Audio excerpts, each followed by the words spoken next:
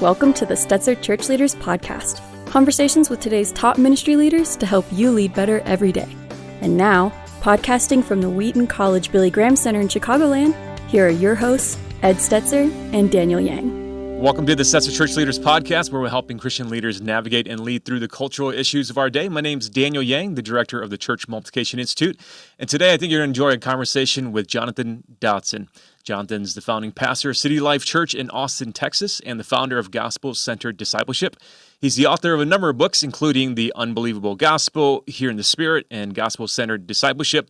Jonathan's latest book is The Unwavering Pastor, Leading the Church with Grace in Divisive Times. But before we hear from him, let's go to Ed Stetzer, editor-in-chief of Outreach Magazine and the executive director of the Wheaton College Billy Graham Center. Thank you. So at the time we're recording this, I just returned back from Orlando. I'm on sabbatical. I'm the worst person ever on sabbatical. And I met with heads of denominations in the Orlando, Central Florida area. So the Christian Missionary Alliance and the Pentecostals, Presbyterians, Baptists. And the biggest part of our conversation was just how pastors are struggling. So right now, all over the country, the world, we're having this conversation about how pastors are struggling and how are they walking through these difficult times. The theme I've been using is we're going to need reservoirs of resilience, unlike anything we had 5 years ago, to continue to make it through the next 2, 3, 4, 5 years. And so I was really pleased when someone I've actually known, read, endorsed, books and stuff for over the years. So I saw him coming out with a new book, and so I was really excited to get him here on the podcast.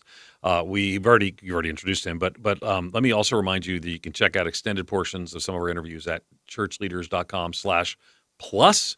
And if you're enjoying our interviews, it would as always help if you left a review. Remember, our audience is unapologetically pastors and church leaders. Lots of great podcasts about lots of other things, but we're about pastors and church leaders. So when there's a book come out called The Unwavering Pastor, we need to have this discussion. So what's going on with pastors, Jonathan, as you see? Are we wavering? Are we faltering?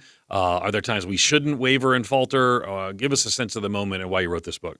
Well, I don't think it's news to anyone that pastors are struggling. We have the statistics to show it. The flagship article in April at Christianity Today about not just empty pulpits, but empty pastors struggling, emotionally, spiritually, under the weight of criticism, both from the right, from the left, dealing with the challenges of our cultural moment, politically, whether it's COVID or politics. So, there's tremendous weight. And in our country, there is pressure both on the right, on the left, and leaders are at the center of those colliding pressures. People look to leaders as they should, but often as they look, it come with demands and criticism. So, I'm not immune to this. I at the end of last year, I had my own kind of emotional burnout. I was walking towards our church and I felt my heart decouple from the church in a way that I never felt it. Went to my elders and I just had the sense that I could not walk into a room filled with Christians that I was responsible for. It's like a rubber band stretched too far and then popped, And so my elders graciously gave me a couple months off and I was able to kind of withdraw, lament, and experience spiritual renewal and come back in January. So my story is not unique. I've had a lot of conversations with different pastors all over the country who are struggling because of the climate and in some similar ways. Okay, so timeline that for us, because if usually you write a book, it takes probably almost a year to go through the system, a year to write a book before that. So is this sort of, what did you call emotional burnout moment after the book is done? Well, here's the interesting thing, that about 70% of the book was written. Yeah. And my heart was to come alongside struggling pastors. And so in order to do that, I had to draw on years and years of heartache, thorny pastoral issues, and just the complexity of our moment. And I think as I did that, I had kind of my wounds open and then the scriptures open next to me and was trying to treat my own wounds with grace as I looked back. And I think, Ed, that accelerated that moment for me in which I kind of just had a kind of emotional snap. I wasn't angry at God. I wasn't mad at the church. I wasn't bitter. I was just depleted. And so, yeah, that's the timeline. And so the last 30% of the book was written while I was on sabbatical, Wow. wiping my tears, retreating to the snowy lake house in Minnesota, and just trying to find my bearings. Yeah. Yeah. I wonder if you'd mind, I mean, just talking about like personally for you, like what were the things both internally inside the church, maybe externally outside the church that you were facing that was a, in a sense, maybe a threat or the pressure, and then, pulling back and seeing, what are you seeing with your peers? What kinds of threats are they facing both inside and outside the church? Yeah. Personally, some of the things I've already mentioned, criticism over COVID protocols, political dissension over different candidates. There was our real hot flashpoint for us culturally was the murder of George Floyd and the church's response to that. So a lot of people are looking for answers, and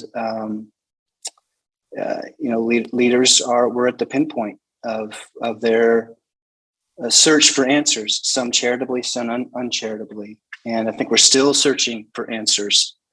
It's not all wrapped up by any stretch.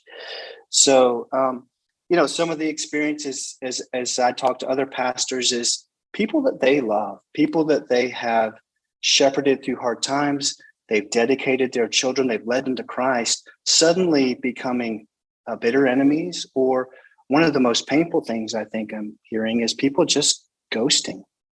People that they have loved and served and shepherded just disappearing. Not an email, not a text, or if it is an email or text, it's unkind. And so I think we're struggling, and I think I could speak on behalf of a lot of pastors, with kind of a relational disposability when it comes to pastors.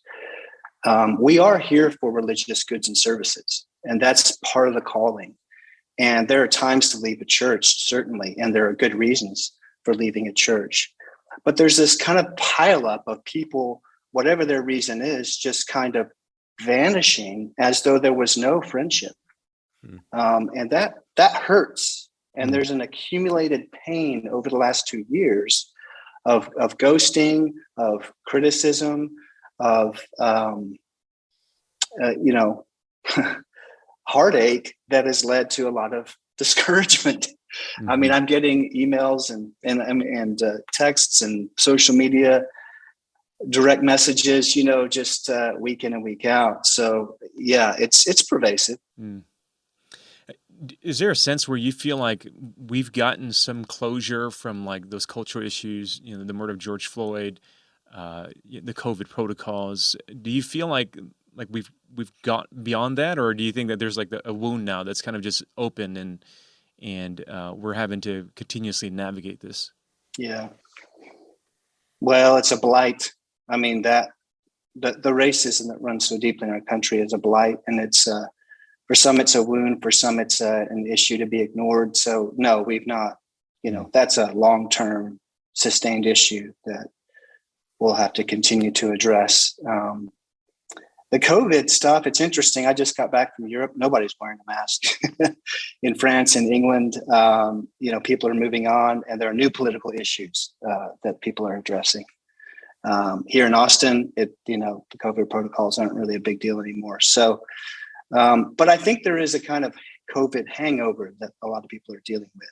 I see kind of a retreat into kind of what's comfortable for me, less sacrifice, less community, less earnestness about mission.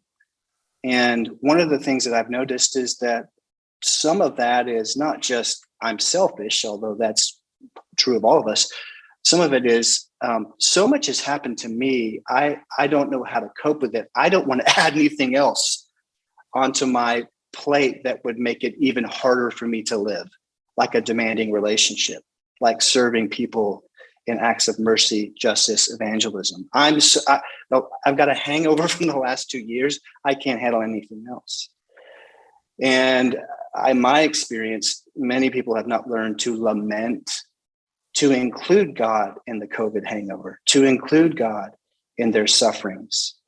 And as a result, we're going to lack capacity to serve. We're going to lack capacity to love people and sacrifice if we aren't including God in those specific areas of lament where we feel depleted, where we feel discouraged. Yeah, for sure. It's interesting because a lot of the question is how much of well, you called it cultural hangover. And I walk through in a kind of a seminar I walk through January 2020. We're debating impeachment in early January 2020. Then what's originally called the Wuhan flu, and then what follows that, the murder of George Floyd, and then shut lockdown, and then extended lockdown, division over lockdown, and then riots, and then the election, and stop the steal, and then the division over that, and then January 6th, 2021. And I mean, that's quite a year. I mean, that is a bracketed year that maybe reflects in a lot of ways 1968. I think the difficulty is that maybe a lot of people, particularly as now we're whatever stage we're in now, we're certainly not dealing with COVID in the same way we did in the past. So let's say we're coming out of that. In the midst of all of that, the cultural convulsion hasn't ended. If anything, the division remains. The results of the division still run deep and continue to have ramifications. What I found interesting in your book, again, the book is called The Unwavering Pastor Leading the Church with Grace in Divisive Times. Well, let's just say divisive times are right here in front of us. But you actually go back to 2 Timothy, and you deeply rooted in the scripture, which so much of your writing rightly is. So it's not a book that is about cultural issues of the day, that we've talked about some of them to start. It's a book about how to lead a church in the times of division. So why the connection to 2 Timothy, and explain that a little bit? Yeah, well, Paul was no stranger to division, to heartache, to suffering.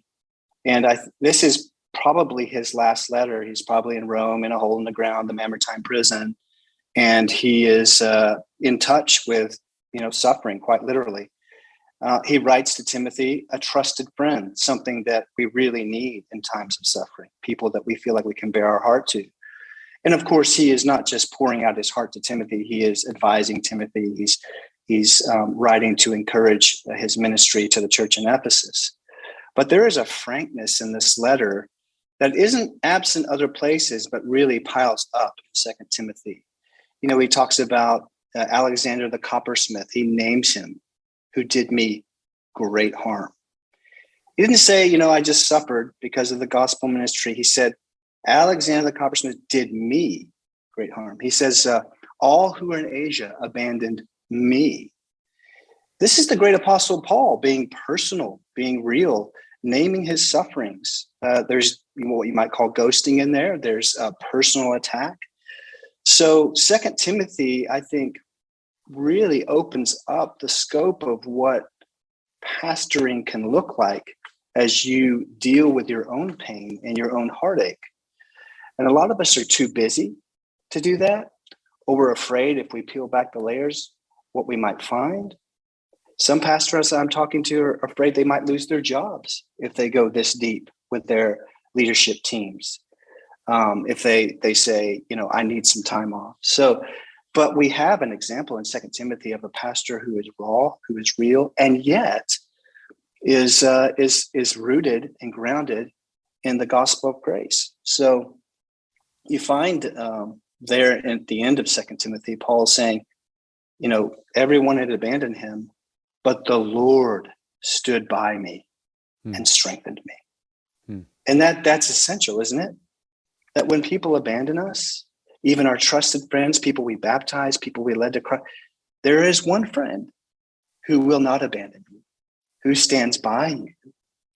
And not just kind of as a witness to your ministry, but kneels down to lift you up, strengthens you, and that has been my experience, is that as I have lamented my sorrows, Christ has knelt down beside me and has wept with me, the weeping Messiah, the man of sorrows, sorrowful even unto death, the Gospels tell us. So 2 Timothy is really a great letter for us to steep in as we process pastoral pain in these divisive times. And there's much more, as I address in the book, about navigating issues and so forth. But I think that's one of the things that drew me to it in particular. Yeah, completely agreed. I want to press into that a little bit more about, you've mentioned it twice already, when people ghost you. And, if you've been in ministry for some time, I mean, somebody's going to leave your ministry and it's going to hurt, but there's something about the last 2 years that's kind of made it more difficult. And I'm interested in, like, what was it like for you? I mean, how did you walk through that? I think so many people listening are going to relate exactly to this point. Like, how was it for you as you were walking through those relationships that you had to mourn and that were leaving? Yeah. I think there's different, I don't like the word categories, but there's different types of relationships, some of which you might prioritize an attempt of reconciliation, what you might call a friend or a committed member. Then there are people who were just attenders, kind of leave the church, but you weren't particularly close to them. I have tried to prioritize, connecting with people who have left that I would consider a committed member. And there's one person in particular, dedicated all of his children, they'd been at the church 10 years, sent an email about COVID protocols, and elders sent a response and never heard from him again. And was just befuddled. I'm on this break that we talked about, this kind of 2-month leave, and then I'm towards the end of it. I'm in the snowy lake house up in Minnesota, and I'm writing the final chapter. I'm reflecting on what's happened, and I see the mention of Mark at the end of 2 Timothy, who Paul had clashed with in Acts. And that is obviously an indication of a redemptive, reconciliatory relationship. And at this point, I'm emotionally not into that. I believe in it theologically, but emotionally, I don't really want to reach out to this person. So you have to allow space and time, obviously, for those kind of things to happen. I get back to Austin. I'm sitting in a New Year's Eve service that's not our church, and I get a text, says, "Hey, what are you doing here?" And it's from this individual. They're sitting behind me in this Christmas Eve service after I've just been wrestling with, redemptive, reconciliatory relationship. And they came up to me afterwards and extend their hand. And I shake their hand. They said, "Hey, can we get coffee next week?" And I said, "No, but contact me in about a month and I'll be happy to get together with you." I knew I still needed time before I sat down with him. Fast forward, we sit down. He plops down and says, "I completely blew it. I left it. I could make a lot of different justifications. By the end of the day, I didn't leave well, and I didn't treat you like a friend." Reconciled. Forgiven. We're not best buds. He asked me if I wanted to play tennis next week. I said, no. I love him. So forgiveness doesn't obligate intimacy. Yeah. But the gospel obligates reconciliation. And I'm so grateful for God's patient work in my heart, for me to enter into a 2 Timothy, bring Mark, to minister with me kind of moment. So, yeah. Okay, so let's talk about now. These people left, and you didn't particularly give details of why they left, which is good. But a lot of the people who've left have been sorted out of the church through what I've written about called the Great Sort. People are just being sorted ideologically more than theologically, and we could have differences. People certainly did have. Everyone had an opinion on COVID protocols, and we're not talking about that in the same way. But there still seem to be people who've been caught up buying into ideologies and philosophies that aren't biblical, but are also often wrapped into biblical ideas. And I would actually say on the right and the left. So my question would be, as a pastor, right now you're talking about reconciliation, someone who left and ghosted. What about someone who's vocal, hasn't ghosted? What's your pastoral responsibility, and how are you? Because Austin's this weird mix. For those who don't know, it's in Texas, but it's really not. It's basically, it's in Milwaukee, and so it's this weird sort of mix. So you're dealing with some of the conflicted issues. So, Yeah. what do you say to pastors and church leaders, and what should they do when church members buy into, get caught up, become vocal about these ideologies and philosophies that aren't biblical? Well, Second Timothy has some real clear instruction on this about divisive people who use fighting words. And Paul advises Timothy to have nothing to do with them. He advises him not to get wrapped up in controversy, in controversy that is acrimonious. So, every pastoral case needs to be examined with wisdom and with scripture and with grace. There's no kind of do this way every single time. But there are categories of, in Second Timothy, of reproof, gentle correction, not just being gentle, but gentle correction. A lot of pastors lean one or the other, and Paul pairs those. Gentle will just let it roll on. I'm not going to, or correction, let me just tell you how you're wrong and you're not gentle. So that gentle correction is so important.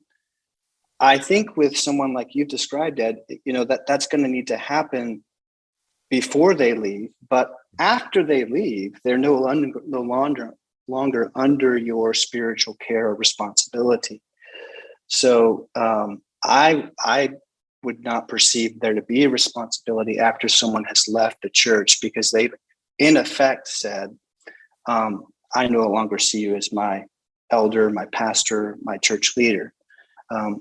Now, there may be good reasons for that. There may be bad reasons for that. That's another conversation in terms of the authority that's actually functioning in their life, whether it's their own authority or cultural authority or another spiritual authority that's godly and wise. But there's room for addressing this in the church, and Paul's pretty clear, and he talks about Hymenaeus and Philetus who have swerved from the truth. People are swerving from the truth, and so we've got to use the truth to clarify where we swerve, and to speak clearly and biblically to issues, but to do so with grace and to do so with kindness, to pair gentleness and correction, and not just opt for the one that's more comfortable as a leader. Yeah, you talked about the reconciliation that came from that conversation, that ghosting. Can you give us an example of how you actually led and had some conversations of correction that honored the Lord, kept people in community, kept you, again, the book's called The Unwavering Pastor, how you walk through without losing the focus? Any examples on that side? Yeah. I can think of a couple that our elders met with over differences in how we were handling racial justice. We'd had protracted conversations, and this was kind of a defining meeting after months. We're certainly pro-racial justice. I don't think I'm going to write a book about it. I don't think we've learned enough or demonstrated enough, but we're committed to it. And this evening, the critiques were really sociologically driven, not biblically driven. And one of the elders paused in the middle of the meeting and said to them, can we just try to, in the spirit of 1 Corinthians 13, love hopes all things, believes all things, endures all things, love never fails. Can we try to move forward in that spirit of love as we continue to talk about this?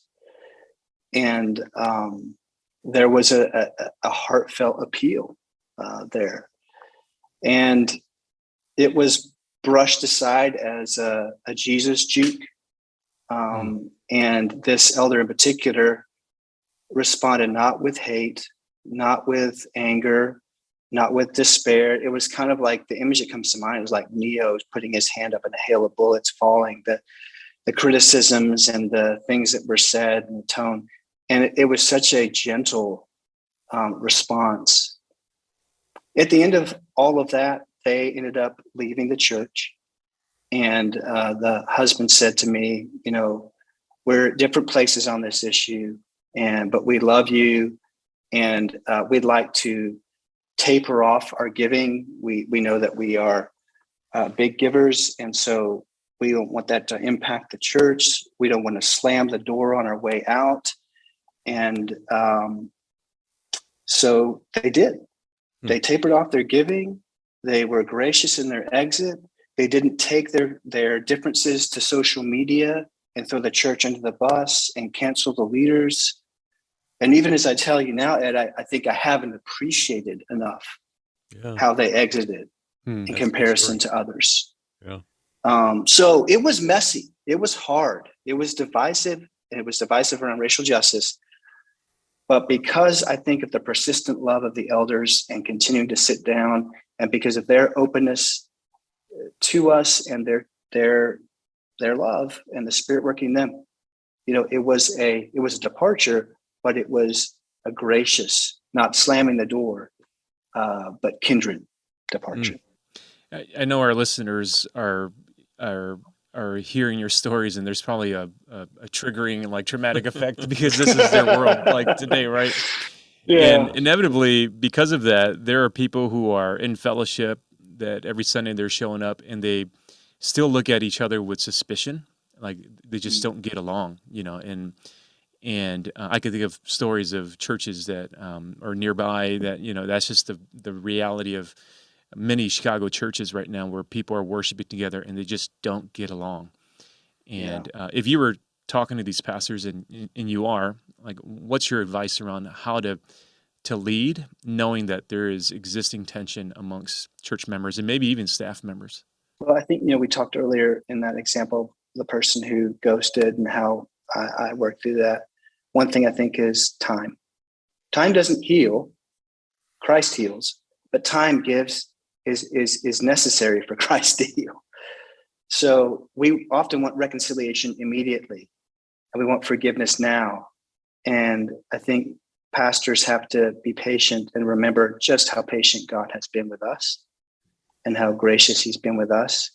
Think of the sins that you have not confessed that God has known all these years. So I think being patient and gracious. Second, praying like crazy for people to reconcile. We can do no reconciling work. Christ can do all the reconciling work. Some reconciliation won't happen till heaven. You got to have a category for that. We can't bear the burden of reconciliation. Only Christ can. So time, prayer, I think modeling, like we've talked about here. So you preach reconciliation in relationships and difficulty and bitterness, but you don't show it. It's going to be hard for people to get on board. But when they hear it, and I've shared this story with my church, it inspired reconciliation in other relationships that they had. They saw that actually the humility and the grace that works in the body of Christ was possible. So, I think there's time, there's prayer, and then there's modeling this to your congregation. And then trust it to the Lord. It's his church. He'll reconcile in his time. His gospel is more than adequate to bring bitter enemies back to being at least brothers and sisters, if not friends and partners in the gospel. The book is The Unwavering Pastor, Leading the Church with Grace in Divisive. I can't decide if it's divisive or divisive in my life, because I say it both ways. It really depends upon the use. So I'm divided over this. I have a sense of division. One of the things for me, it's interesting to me. I find very fascinating that you're writing this book. You're 70% done. You experience a burnout moment. And by the way, it was me. It was early in the pandemic after the death of our mutual friend Darren Patrick. For me, with time, stepped away and just had to take a breath and for a season.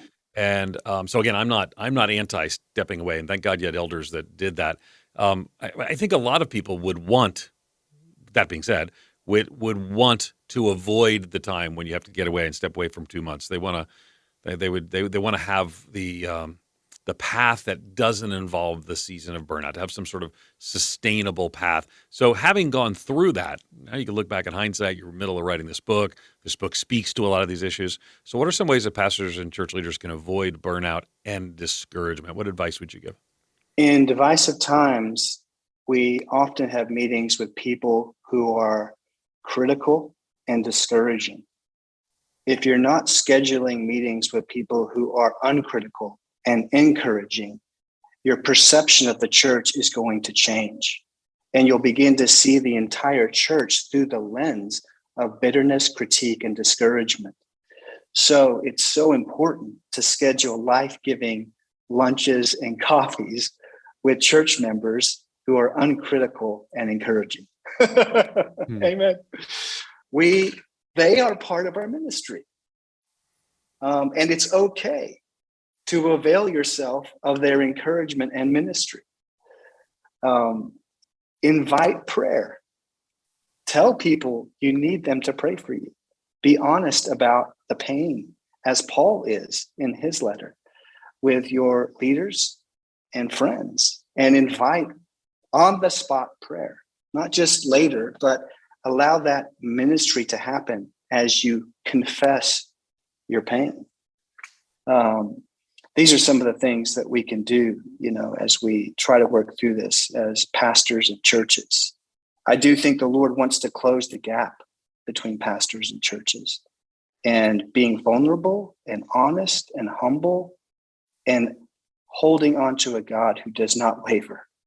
I waver plenty, pastors waver, but God does not waver in his commitment to us. I think we'll begin some of the healing that we need to see happen in this time. You've been listening to the wisdom and insight from Jonathan Dodson. You can learn more about him at jonathandodson.org. Be sure to check out his book, The Unwavering Pastor, Leading the Church with Grace in Divisive Times. And thanks again for listening to the Stetzer Church Leaders podcast. You can find more interviews like this one and other great content from ministry at ChurchLeaders.com/podcast. And again, if you found our conversation today helpful, we'd love for you to take a few moments, leave us a review. That'll help other ministry leaders find us and benefit from our content. We'll see you in the next episode. You've been listening to the Stetzer Church Leaders podcast. For more great interviews, as well as articles, videos, and free resources, visit our website at ChurchLeaders.com. Thanks for listening.